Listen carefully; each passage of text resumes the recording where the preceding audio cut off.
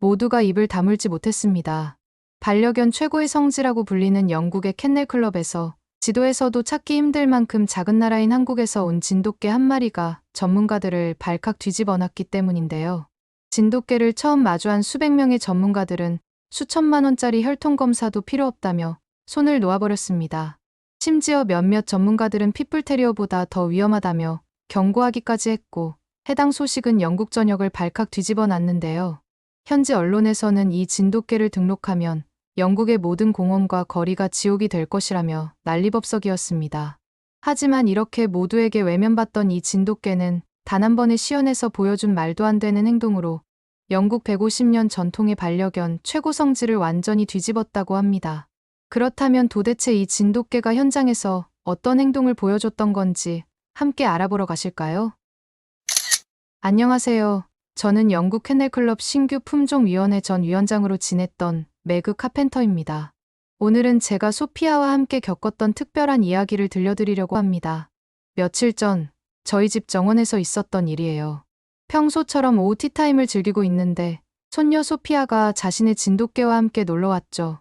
그날따라 유난히 화창한 봄날이었어요. 정원에 장미들이 만개해 있었고 진돗개는 그 사이를 우아하게 거닐고 있었죠. 햇살 아래에서 진돗개의 새하얀 털이 반짝이는 걸 보면서 문득 이 아름다운 견종이 어떻게 영국에서도 인정받게 됐는지 되돌아보게 됐어요. 소피아는 멀리서 해피를 불렀고 그 이름을 듣자마자 제 입가에 미소가 번졌어요. 왠지 궁금해져서 물어봤죠. 소피아, 왜 하필 해피라고 이름을 지었니? 소피아는 진돗개를 향해 사랑스러운 시선을 보내며 대답했어요. 주인을 향한 깊은 충성심과 가족을 지키려는 강한 보호 본능 때문에 가족에게 행복을 선물해 줄 것 같아서 해피로 지었다는 거예요. 소피아의 대답에 제가 환하게 웃자 이어서 제게 질문을 하더군요. 할머니, 그런데 어떻게 진돗개가 영국에서도 유명한 견종이 될 수 있었어요? 할머니가 캔넬클럽 위원장이었다고 했잖아요. 마침 소피아가 궁금한 듯 물어보더군요. 소피아의 질문을 듣고 있자니 제가 영국 캔넬클럽의 신규 품종위원회 위원장을 맡았던 시절이 떠올랐어요. 그렇게 저는 소피아에게 어떻게 해서 진돗개가 유명한 견종이 될 수 있었는지 이야기하기 시작했죠. 제가 다니던 캔넬클럽은 세계에서 가장 오래된 캔넬클럽이자 150년이 넘는 역사를 자랑하는 이 기관에서 일했던 건 제 인생의 가장 큰 자부심이었거든요. 영국 캔넬클럽에서 진돗개가 공식 품종으로 인정받게 된 건 정말 놀라운 일이었어요. 전 세계 수많은 나라들이 자국의 견종을 등록하기 위해 애를 쓰고 있었거든요. 영국 캔넬클럽은 단순한 애견 단체가 아니었어요. 150년이 넘는 역사를 자랑하는 세계에서 가장 권위 있는 기관이었죠. 오죽하면 최근 찰스 3세 국왕이 직접 로열 칭호를 하사할 정도니 그 권위가 아주 대단했죠. 그래서 왜 그렇게 전 세계에서 영국 캔넬클럽에 등록되길 원했냐고요? 왜냐하면 영국 캔넬클럽에 등록되면 견종의 가치가 엄청나게 올라갔거든요. 평범한 강아지의 가격이 100만 원에서 무려 1000만 원까지 상승하는 일도 있었죠. 세계 각국이 이토록 필사적으로 자국의 견종을 등록하려 하는 이유도 바로 여기에 있었어요. 그리고 무엇보다 영국 캔넬클럽의 인증을 받으면 강아지계의 올림픽이라 불리는 크로프트쇼에 참가할 자격이 주어졌거든요. 이건 정말 대단한 특권이었죠. 전 세계의 모든 견종들이 크로프트쇼 참가를 꿈꿨지만 영국 캔넬클럽의 공인 없이는 불가능했거든요. 그때 당시에 영국 캔넬클럽의 공식 인정을 받는다는 건 한 나라의 문화적 우수성을 전 세계에 알리는 것과 같았어요. 견종 하나가 인정받는 것이 나라의 위상을 드높이는데 이토록 큰 영향을 미친다는 게 정말 놀라웠죠. 이런 이유로 전 세계의 수많은 나라들이 자국의 견종을 등록하기 위해 치열한 경쟁을 벌이고 있었답니다. 그런 영국 캔넬클럽에서도 진돗개는 특별한 존재였어요. 어떻게 진돗개가 영국의 공식 품종이 될 수 있었는지 그 이야기를 들려달라는 소피아의 요청에 저는 잠시 과거로 돌아가 볼 수밖에 없었어요. 제 이야기는 1990년대 초반으로 거슬러 올라가요. 어린 시절부터 강아지들을 너무나 사랑했던 저는 성인이 되자마자 작은 견사를 차렸어요. 그리고 그 열정을 인정받아 캔넬클럽에서 일하게 됐죠. 전 세계의 다양한 품종들을 만나고 연구하면서 새로운 품종을 발굴하고 인정하는 일에 푹 빠져들었어요. 그러다 우연히 한국 여행을 가게 됐어요. 서울에서 멀리 떨어진 한 한옥에 머물게 됐는데 그곳에서 진돗개와 처음 만났죠.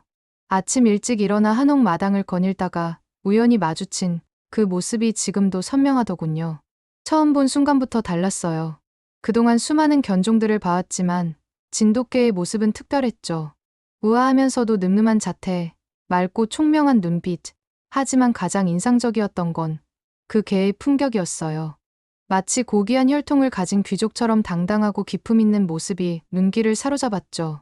결국 저는 예정된 모든 일정을 취소했어요.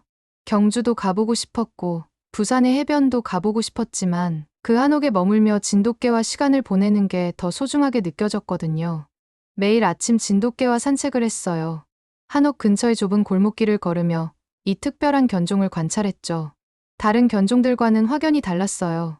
대부분의 개들은 주인의 관심을 끌기 위해 끊임없이 애교를 부리는데 이 진돗개는 달랐어요.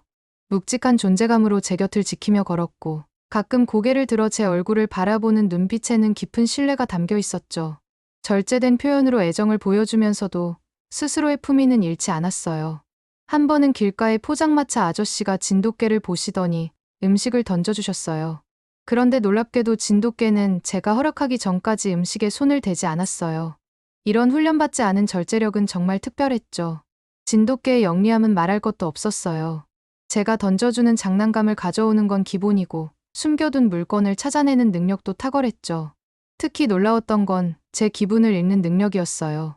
어느 날 안 좋은 소식을 받고 우울해하고 있을 때였는데 진돗개가 조용히 다가와 제 무릎에 머리를 기대더군요. 이런 섬세한 감정 교감 능력은 정말 특별했어요. 그렇게 2주간의 시간은 제 인생을 완전히 바꿔놓았어요. 한국에서의 모든 일정을 취소하고 오직 진돗개와만 시간을 보냈죠. 아침부터 저녁까지 함께 걷고 놀고 쉬었어요. 때로는 마당에서 책을 읽는데 진돗개가 옆에 앉아 같이 햇볕을 쬐곤 했죠. 영국으로 돌아온 후에도 그 고귀한 모습이 자꾸만 떠올랐어요. 결국 캔넬클럽의 위원장이 되자마자 진돗개를 영국의 정식 품종으로 등록하겠다는 결심을 하게 됐죠. 그리고 마치 운명처럼 그때 삼성 이건희 회장이 진돗개를 세계적인 품종으로 등록하고자 한다는 소식을 듣게 됐어요. 저는 즉시 이건희 회장과 연락을 취했고 그렇게 우리의 특별한 여정이 시작됐죠. 이건희 회장을 처음 만났을 때가 기억나요. 그의 눈빛에서 진돗개에 대한 특별한 애정이 느껴졌어요. 마치 제가 한국에서 느꼈던 그 감동을 그도 알고 있다는 듯한 눈빛이었죠. 이건희 회장은 저에게 진돗개를 세계에 알리고 싶었던 자신의 이야기를 들려줬어요. 1988년 서울올림픽을 앞두고 있을 때였다고 하더군요. 해외 언론들이 한국을 개고기를 먹는 야만적인 나라로 묘사하는 것을 보면서 깊은 상처를 받았다고 했죠. 하지만 이건희 회장은 거기서 좌절하지 않았어요.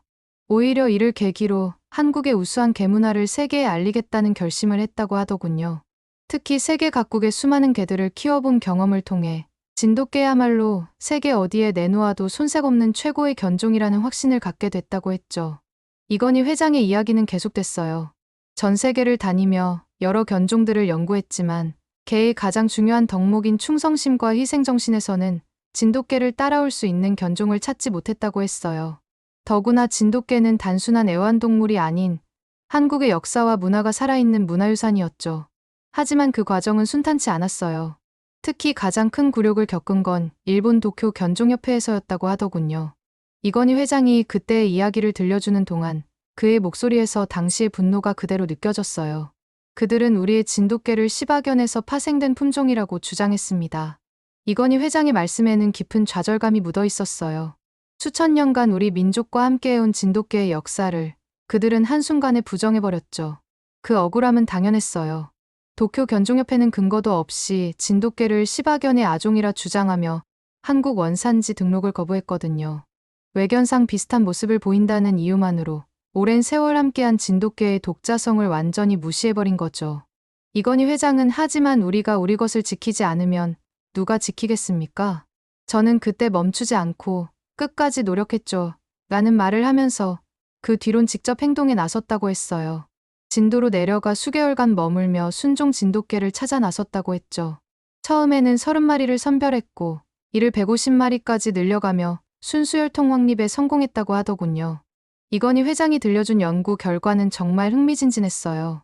진돗개의 DNA를 분석했더니 놀랍게도 러시아와 북한 지역의 늑대와 가장 가까운 유전자를 가지고 있었다고 하더군요. 이는 진화의 관점에서 보면 당연한 결과였죠. 한반도는 대륙과 이어져 있어서 늑대의 유전자가 그대로 이어질 수 있었지만 일본 열도는 빙하기 이후에 수면이 상승하며 고립되었거든요. 그래서 시바견은 독자적인 진화를 겪을 수밖에 없었어요. 이건희 회장은 이런 연구 결과들이 하나둘 쌓이면서 진돗개가 얼마나 독특하고 순수한 혈통을 지녔는지 증명할 수 있었습니다. 라고 말씀하셨어요. 실제로 진돗개의 해부학적 특징들은 다른 개들과 확연히 달랐죠. 이빨 모양, 발가락 수 등 모든 면에서 고유한 특성을 보였다고 하더군요. 이렇게 과학적인 증거들이 쌓이자 도쿄 견종협회도 더 이상 진돗개의 독자성을 부정할 수 없었겠죠. 마침내 진돗개의 한국 원산지를 인정했고 이는 세계 진돗개 품종 등록의 첫걸음이 되었죠. 이 말을 들으니 저는 더더욱 진돗개를 영국의 케넬클럽에 등록해야겠다는 생각이 들더군요. 저는 그렇게 영국 케넬클럽에 진돗개를 등록하기 위해 이건희 회장과 계속적으로 준비를 하기 시작했죠. 하지만 영국 케넬클럽의 품종 등록은 또 다른 차원의 도전이었어요. 심사장에 들어서는 순간부터 팽팽한 긴장감이 감돌았죠. 준비를 정말 많이 했다고 확신한 채로 심사장에 들어갔는데도 불구하고 그 자리에 서 있는 저마저도 긴장을 할 수밖에 없는 분위기였어요. 특히 반대파들의 논리는 상당히 그럴듯했어요. 진돗개가 가진 야생적 특성을 문제 삼았어요. 인위적으로 교배된 서양의 개들과 달리 자연 발생종인 진돗개는 수렵성이 강하고 영역의식이 뚜렷하다는 게 그들의 주장이었죠. 저는 그 말을 듣고 있자니 답답했어요. 물론 진돗개가 멧돼지까지 사냥할 수 있는 용맹한 견종인 건 사실이에요. 하지만 그걸 위험하다고만 보는 건 너무 편협한 시각이 아닌가요? 오히려 그런 능력이 있기에 산악 구조나 수색 활동에서도 뛰어난 역량을 보일 수 있는 건데 말이에요. 실제로 진돗개는 충성심이 강해서 주인을 구한 사례도 여러 번 있었거든요. 하나만 알고 둘을 모르는 반대파들이 그 순간 누구보다도 더 답답했어요. 하지만 반대파들의 주장은 더욱 날카로워졌어요. 진돗개는 야생성이 너무 강해서 위험합니다. 충성심도 낮고 예측 불가능한 행동을 보일 수 있죠. 심지어 이 정도 힘이면 주인도 공격했을 때 위험이 더 커질 수 있다고 봅니다. 한 반대파 전문가가 목소리를 높였어요. 이 정도면 핏불테리어가 갖고 있는 것 이상의 힘을 갖고 있는 것으로 판단되는데 그럼 더더욱 위험하다는 걸 위원장이나 된 사람이 모릅니까? 또 다른 전문가가 거들었어요. 핏불테리어도 지금 전 세계적으로 규제 대상이 되고 있는데 그보다 더 강한 힘을 가진 견종을 등록하자는 겁니까? 그는 계속해서 걱정된다는 듯이 말하더군요. 핏불테리어는 적어도 오랜 기간 선별 교배를 통해 어느 정도 통제가 가능하도록 개량되어 왔습니다. 하지만 진돗개는요? 야생에 가까운 견종이 얼마나 예측 불가능한 행동을 할지 아무도 장담할 수 없습니다. 한 번 물면 절대 놓지 않는다는 점은 핏불과 비슷한데 오히려 더 강한 힘을 가졌다면 얼마나 치명적일지 상상이 되지 않습니까? 반대파들은 이어서 각국의 위험견 규제 사례들을 언급하며 진돗개가 얼마나 위험한 존재가 될 수 있는지를 강조했어요. 많은 나라들이 이미 강한 견종들에 대해 엄격한 규제를 시행하고 있습니다. 그런데 지금 그보다 더 강력한 견종을 공식 등록하자는 겁니까? 이건 정말 무책임한 결정이 될 수 있습니다. 그들의 주장은 계속됐어요. 만약 진돗개가 도시 환경에서 스트레스를 받아 공격성을 보인다면 그 결과는 다른 어떤 견종보다 치명적일 수 있습니다. 보험사들도 이런 위험을 감수하려 하지 않을 겁니다. 그에 대한 책임은 어떻게 하실 거죠? 그 이외에도 수많은 질문에 모두 답변을 되받아쳤지만 그래도 반대파들을 설득하기엔 부족했는지 그들의 생각을 꺾지 않더군요. 하지만 이런 반대들이 오히려 저와 이건희 회장을 더 물러설 수 없게 만들었어요. 반대파들의 반박이 강해지자 저는 저를 위탁사육자로 지정해서 진돗개가 위험하지 않다는 걸 증명해내겠다고 했죠. 그렇게 말하니 갑자기 심사장은 조용해지더군요. 원래 캔넬에서는 새로 등록할 견종을 몇 년 동안 키워보고 품종에 등록해도 되는지 테스트를 진행하거든요. 반대파들이 자신들이 진돗개를 맡게 될까봐 두려워서 반대를 한 것일 텐데 제가 직접 키워본다고 하니 뭐라고 반박을 하겠어요? 그렇게 저는 한국에서 수컷 1마리와 암컷 5마리의 진돗개를 받아 3년 동안 사육해보면서 순종 혈통으로 공인받기 위해 진돗개의 특성을 하나하나 기록하기 시작했어요. 여기에는 이건희 회장과 진도군청 한국 측 관계자들이 굉장히 많은 도움을 줬습니다. 생후 6개월밖에 안 된 진돗개를 키우는 건 정말 큰 도전이었어요.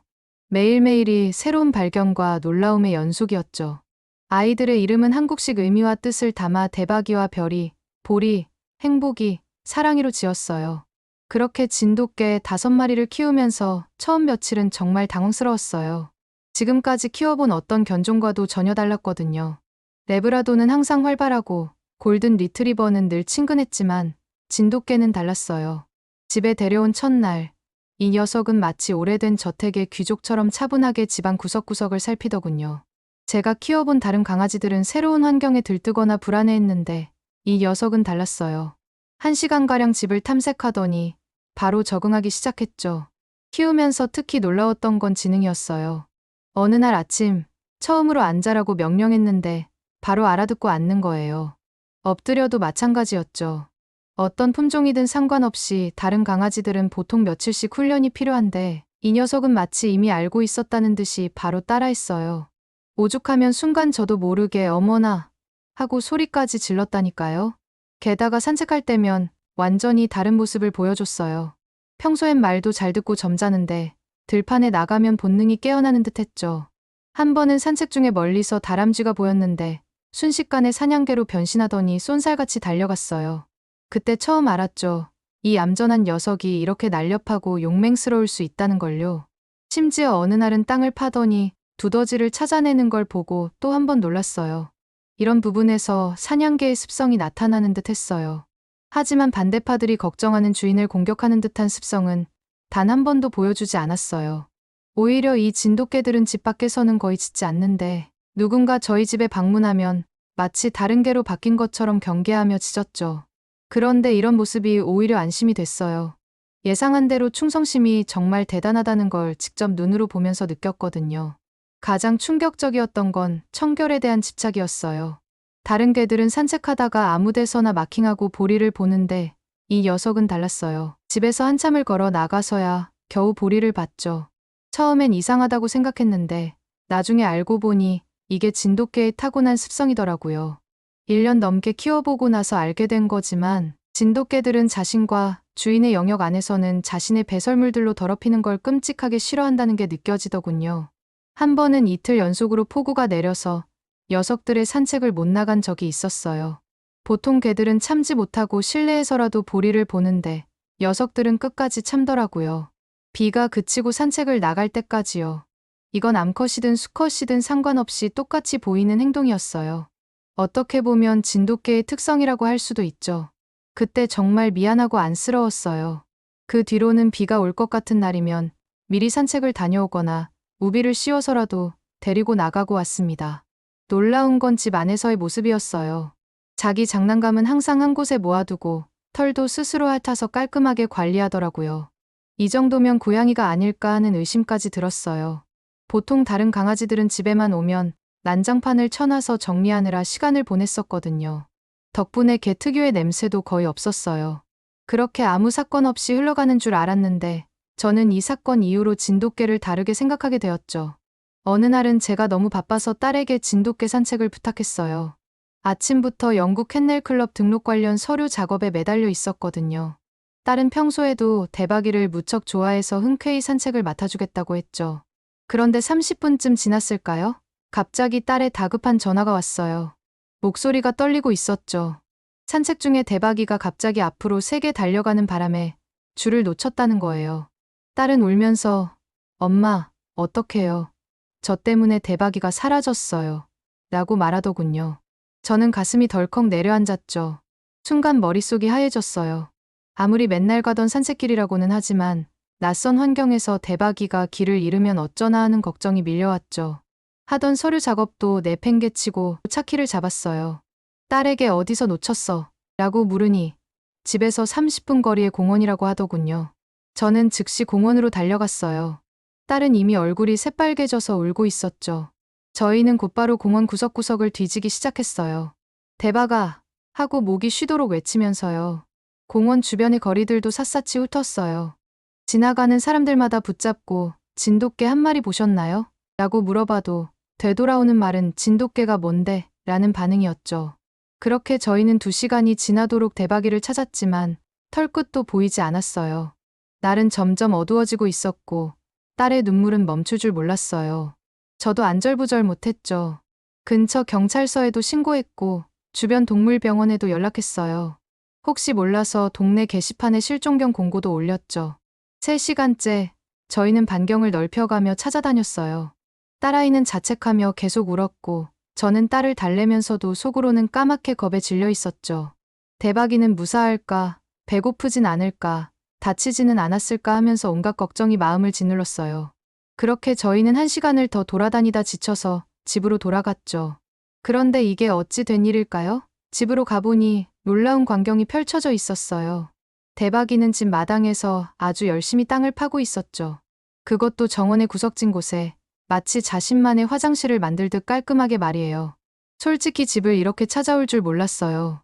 30분 정도 거리면 3km 가까이 되는 거리잖아요. 딸이 뒤따라 집에 도착했을 땐 눈물 범벅이 된 얼굴로 달려와 대박이를 껴안았어요. 너 도대체 어떻게 집을 찾아온 거야? 하면서 대박이를 껴안으면서 딸이 묻는데 솔직히 저도 그때 진돗개의 놀라운 능력을 실감했어요.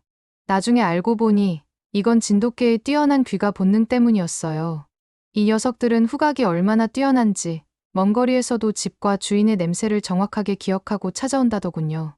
게다가 한번 다녀간 길은 절대 잊지 않는 기억력까지 있었어요. 그 후 한국에서 새로운 주인에게 팔려갔다가 7개월 후에 원래 주인의 집을 돌아갔다는 사건을 알고 나선 정말 깜짝 놀라지 않을 수 없었죠. 그 거리가 무려 300km나 된다고 하더라고요. 그 충성심과 기특함 그리고 백구의 마음이 어땠을지 상상하니 눈물이 절로 났었어요. 저는 이렇게 특별한 경험들을 하나하나 기록하면서 진돗개가 얼마나 독특하고 가치 있는 견종인지 더욱 깊이 이해하게 됐어요. 사실 진돗개를 만나기 전에는 셰퍼드나 도베르만 같은 군견들이 최고라고 생각했거든요. 그런데 진돗개를 키우면서 제 생각이 완전히 바뀌었어요. 예를 들어 독일 셰퍼드는 군견으로 유명하잖아요. 훈련성이나 충성심이 최고라고들 하죠. 하지만 대박이의 영리함은 그 이상이었어요. 셰퍼드는 명령에 잘 따르는 게 장점이지만 대박이는 스스로 상황을 판단하고 행동하더라고요. 이번 같은 경우만 봐도 아무도 가르쳐주지 않았는데 집을 찾아온 거잖아요. 게다가 도베르만도 정말 영리한 견종으로 손꼽히죠. 하지만 대박이와 비교하면 달랐어요. 도베르만은 경계심이 너무 강해서 낯선 상황에서 예민해지기 쉽거든요. 반면에 대박이는 침착한 상황에 당황하지 않고 오히려 상황을 파악하고 대처하더라고요. 허스키도 끈기와 인내심으로 유명한 견종인 걸 아시나요? 극지방을 달리는 썰매견으로 유명하잖아요. 하지만 대박이의 귀가 본능은 그 어떤 허스키보다도 뛰어났어요. 허스키는 체력과 인내심이 대단하지만 한 번 길을 잃으면 돌아오기 힘들어 하거든요. 이렇게 다른 유명한 견종들과 비교해보니 진돗개가 얼마나 특별한 견종인지 새삼 깨닫게 됐어요. 대박이는 각 견종들의 장점은 다 가지고 있으면서도 거기에 더해 진돗개만의 독특한 특성까지 지니고 있었거든요. 이런 경험들이 쌓일수록 진돗개가 세계적으로 인정받을 만한 가치가 충분하다는 확신이 들었답니다.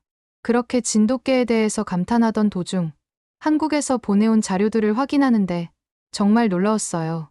그 자료에는 진돗개의 충성심을 입증하는 수많은 사례들이 있었거든요. 집에 불이 났을 때 아기를 구한 진돗개, 주인이 실종됐을 때 며칠을 굶어가며 찾아다닌 진돗개, 주인이 돌아가신 후에도 몇 년간 무덤을 지킨 진돗개의 이야기까지 한두 개가 아니더군요. 쌓여있는 자료들을 양을 보면 하루 이틀 봐서 될 게 아니었어요. 그렇게 저는 대박이와 별이, 보리, 행복이, 사랑이를 3년간 키운 후에야 드디어 영국 캔넬클럽에서 진돗개의 품종 등록을 위한 발표를 하게 됐어요. 떨리는 마음을 진정시키며 준비한 자료를 펼쳤죠. 캔넬클럽의 품종 등록 기준은 정말 까다로웠어요. 성격, 지능, 훈련 가능성, 신체적 특성까지 모든 면에서 우수성을 증명해야 했거든요. 진돗개는 단순한 반려견이 아닙니다. 제가 말을 시작하자 반대파들이 날카로운 눈빛을 보냈어요. 먼저 품종 등록의 첫 번째 기준인 가정 적응성에 대해 말씀드리겠습니다. 진돗개는 어린 아이들과도 잘 지내요. 과도하게 친근하지도 지나치게 경계하지도 않는 완벽한 균형감을 가졌죠. 놀이 욕구도 적당해서 실내 생활에도 무리가 없습니다. 하지만 위험한 상황이 오면 즉시 가족을 보호하죠. 이런 균형 잡힌 성격은 현대 사회의 반려견이 갖춰야 할 가장 중요한 요소입니다. 이어서 진돗개의 지능과 훈련성에 대해 설명했어요. 두 번째 기준인 훈련 면에서는 어떤 견종보다도 뛰어납니다. 복잡한 명령도 단 몇 번 만에 이해하죠. 고난도 훈련도 빠르게 습득합니다. 놀라운 건 이해력뿐만이 아닙니다. 스스로 상황을 판단하고 대처하는 능력도 갖추고 있어요. 예를 들어 사냥할 때는 날카로워지지만 집에서는 얌전하게 지내죠. 이런 상황 판단력은 도시 환경에서 매우 중요한 자질이 됩니다. 이 판단력은 자신이 공격해야 될 때와 아닐 때를 구별한다는 것입니다. 저는 이 말을 한 후에 또렷하게 진돗개는 위험하다고 얘기한 사람들의 눈을 쳐다봤습니다. 하지만 제 생각과는 전혀 다른 반응들을 보여줬죠. 그들은 제 말에 아무 말 못한 채 슬금슬금 제 눈을 피하면서 밑을 쳐다보고 있더군요. 그 모습에 힘입어 실용적인 면에서도 진돗개의 우수성을 강조했어요. 세 번째 기준인 관리 용이성 측면에서도 탁월합니다. 진돗개는 특이하게도 침을 거의 흘리지 않아요. 털은 이중모라 관리가 필요하지만 스스로 털을 다듬는 습성이 있어 위생적이죠. 또한 짖음 수준도 적정해서 도시 생활에 적합합니다. 특히 주목할 만한 건 적응력입니다. 처음엔 낯선 환경에서 예민할 수 있지만 한번 익숙해지면 놀라울 정도로 안정적으로 지내요. 이는 현대 사회의 다양한 환경에서 반려견이 가져야 할 핵심적인 특성입니다. 발표를 마치자 의외로 반대파들이 아무 말도 하지 않았어요. 평소처럼 따지듯 질문하지도 않았죠. 대신 고개를 끄덕이는 모습이 보였어요. 특히 진돗개의 균형 잡힌 성격과 뛰어난 적응력에 대한 설명에서는 메모를 하는 심사위원들도 있었답니다. 그들의 표정에서 뭔가 달라진 것을 느낄 수 있었어요. 진돗개가 캔넬클럽의 까다로운 기준을 충족시킬 수 있다는 확신이 조금씩 심어지고 있다는 걸 알 수 있었죠. 2주 뒤, 드디어 최종 심사날이 왔어요. 아침부터 긴장된 마음으로 별이를 데리고 심사장으로 향했죠. 이날은 진돗개의 훈련 수행 능력을 직접 보여줘야 했어요. 심사장에 도착하자 이미 많은 심사위원들이 자리를 차지하고 있었고 그들의 날카로운 시선이 저와 별이를 향했어요. 자, 이제 진돗개의 기본 훈련 능력을 보여주시죠. 심사위원장이 말했어요. 별이는 마치 이 순간을 기다렸다는 듯이 씩씩하게 앞으로 나섰죠. 기본적인 앉아, 기다려는 물론이고 엎드려, 일어서 같은 동작도 완벽하게 수행했어요. 심지어 왼쪽으로 돌아, 뒤로 가기 같은 복잡한 동작도 한 번에 이해하고 따라하는 모습에 심사위원들이 연신 고개를 끄덕였죠. 특히 인상적이었던 건 물건 가져오기 테스트였어요. 심사위원이 던진 장난감을 물어오는 건 기본이고 특정 물건의 이름을 부르면 그것만 골라서 가져오는 영리함까지 보여줬거든요. 심사위원들의 표정이 점점 밝아지는 게 보였어요. 그런데 갑자기 심사장 한쪽에서 소란이 일어났어요. 군견으로 훈련 중이던 체구가 크고 힘이 넘치는 점원 셰퍼드가 갑자기 흥분해서 심사위원을 향해 달려드는 거예요. 이 셰퍼드는 평소에도 공격성이 강해서 훈련사들 사이에서도 주의해야 할 개체로 평가받던 녀석이었죠. 모든 사람들이 놀라서 얼어붙었고 그 개를 제지하려는 트레이너의 절박한 외침도 들렸어요. 그 순간 별이가 믿기 힘든 행동을 보여줬어요. 제 명령이나 지시가 전혀 없었는데도 번개처럼 빠른 속도로 그 사이에 뛰어들었어요. 자기 몸집의 2배는 되는 셰퍼드 앞에서도 전혀 움츠러들지 않더니 낮고 강한 울음소리로 으르렁거리며 위협적인 자세를 취했어요. 난폭한 셰퍼드도 만만치 않았죠. 서로 으르렁거리며 팽팽한 기싸움이 이어졌어요. 하지만 별이의 눈빛은 전혀 흔들림이 없었어요. 오히려 점점 더 강한 기세로 셰퍼드를 압박했죠. 결국 셰퍼드가 먼저 고개를 돌리고 천천히 물러났어요. 이렇게 빠른 순발력과 정확한 상황 판단력은 처음 봤습니다. 한 심사위원이 감탄했어요. 게다가 골칫덩어리인 저 녀석을 제압하는 게 아니라 진정시키다니 정말 놀랍군요. 더 놀라운 건 그 다음이었어요. 상황이 진정된 후에도 별이는 그 자리를 떠나지 않고 심사위원과 셰퍼드 사이에서 경계하는 자세를 유지했거든요. 이 긴박했던 순간이 지나고 별이는 남은 훈련 과정도 완벽하게 수행했어요. 장애물 통과, 원거리 제어, 물건 찾기까지 모든 테스트에서 흠잡을 데 없는 모습을 보여줬죠. 심사위원들은 계속해서 고개를 끄덕이며 메모를 해댔어요. 이 사건은 진돗개의 뛰어난 판단력과 침착성을 증명하는 결정적인 계기가 됐어요. 단순한 훈련이나 명령 수행을 넘어서 위험한 상황을 스스로 판단하고 적절하게 대처하는 진돗개의 지능과 성품을 완벽하게 보여준 순간이었죠. 그날의 별이는 모든 사람들에게 진돗개라는 견종의 진정한 가치를 보여줬답니다. 그 후 결국 진돗개에 대한 품종 등록 찬반 투표는 캔넬클럽 대의원 30명 중 28명이 찬성표를 던졌고 진돗개는 영국 캔넬클럽의 197번째 공식 품종으로 등록됐어요. 그 순간 저는 기쁜 나머지 눈물이 고이더군요. 단순한 품종 등록 이상의 의미가 있었으니까요. 이후의 변화는 더욱 놀라웠어요.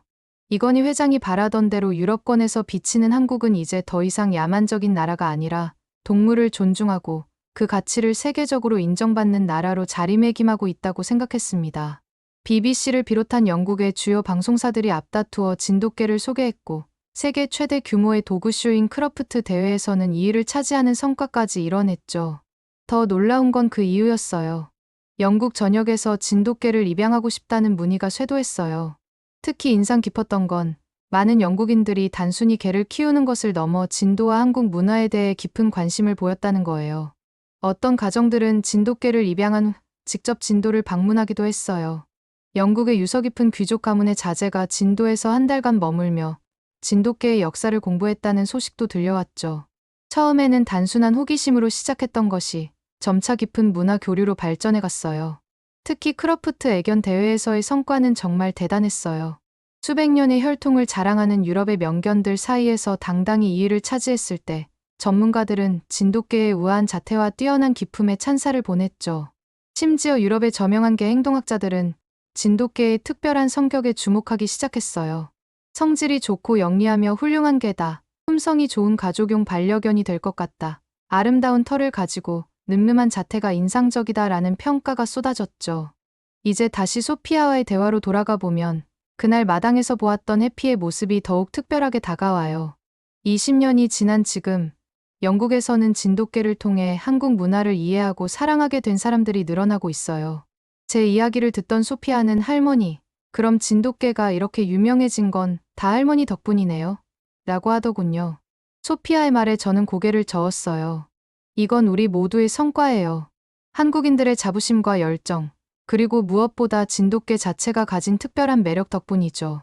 지금도 영국의 많은 가정에서는 진돗개를 키우고 있어요. 그들은 단순히 반려동물을 키우는 게 아니라 한국의 문화와 정신을 함께 나누고 있죠. 진돗개를 통해 시작된 문화적 교류는 이제 더 넓은 영역으로 퍼져나가고 있어요. 런던 교외의 한 마을에서는 매년 진돗개 페스티벌이 열린다고 하더군요. 진돗개 견주들이 모여 경험을 나누고 한국 음식을 맛보며 한국 문화를 체험하는 축제로 발전했죠. 심지어 이 축제를 계기로 한국어를 배우기 시작한 영국인들도 많아졌어요. 옥스퍼드 대학에서는 진돗개의 행동 특성과 한국의 애견 문화를 연구하는 프로젝트가 진행 중이라고 하더군요. 한국의 전통적인 개 사육 방식이 현대 반려동물 문화에 주는 시사점을 연구하고 있죠. 특히 기쁜 건 이제는 더 이상 한국의 개는 품종이 될 수 없다는 편견 어린 말을 듣지 않게 됐다는 거예요. 오히려 한국의 진돗개처럼 독특하고 가치 있는 견종이 또 있을까? 라는 질문을 받곤 하죠. 저는 지금까지도 진돗개를 가장 사랑한답니다. 혹시 진돗개를 키워보신 분이 있으실까요? 키우면서 어떠셨는지 궁금하네요. 오늘의 사연은 어떠셨나요? 오늘의 사연이 마음에 드셨다면 좋아요만 한번 눌러주세요. 1초밖에 안 걸리지만 좋아요를 한번 눌러주시면 더 좋은 사연을 소개해드리는데 큰 힘이 된답니다. 긴 영상 시청해주셔서 감사합니다. 오늘도 행복한 하루 보내세요.